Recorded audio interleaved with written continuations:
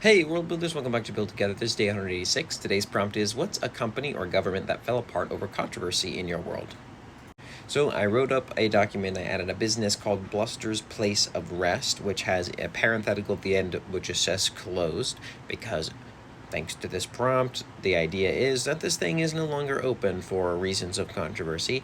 Blusters was a place that was in Twin Lakes, which is this little port town inside of the Zycluster Empire.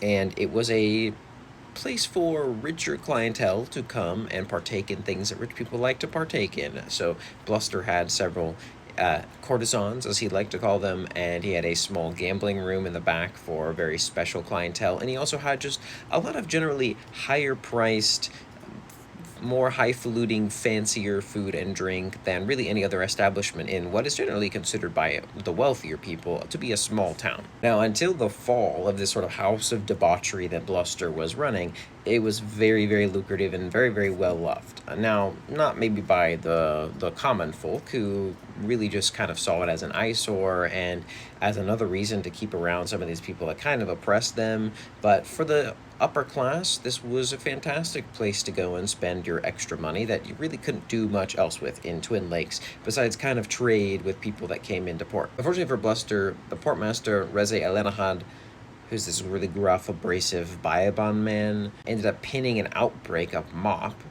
at the docks that started with Reza, the portmaster, on Bluster's place of rest, and specifically on one of his courtesans, the one that Reza often visited or was well known to have frequented. Now, mop I have talked about before in a different build together, and it is very, very scary. And so just the fear of this really nasty and like image destroying disease and it being connected to Bluster's place made really, really quick work of the business, and it fully destroyed it. It was easily within like a month of that blame that Bluster found himself leaving town with just a couple of the courtesans and some of his most valuable possessions in tow, and no one ever really heard or saw from him again. No one's really sure where Bluster's current whereabouts are.